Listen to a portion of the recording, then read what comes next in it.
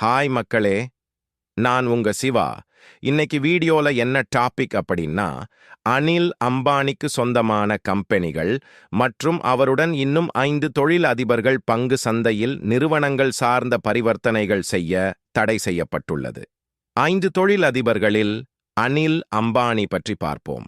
அவர் கடந்த 18 ஆண்டுகளிலிருந்து தனக்கு சொந்தமான ரிலையன்ஸ் ஹோம் பினான்ஸ் நிறுவனத்தின் மூலம் மிக பெரும் முதலீடுகளை தவறான வழிகளில் முறைகேடுகள் நடந்ததாக கூறப்பட்டது.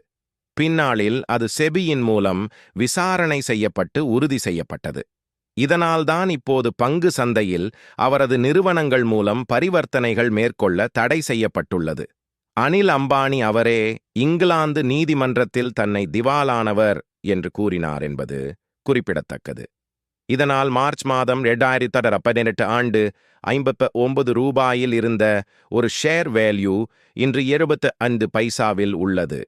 இதனால் இந்த நிறுவனத்தில் முதலீடு செய்தவர்கள் மிக பெரும் நஷ்டத்தை சந்தித்து வந்தனர் என்பது குறிப்பிடத்தக்கது. இது போன்ற தகவல்கள் அறிய இந்த சேனலை சப்ஸ்கிரைப் செய்துவிட்டு வீடியோவை முழுமையாக பாருங்கள்.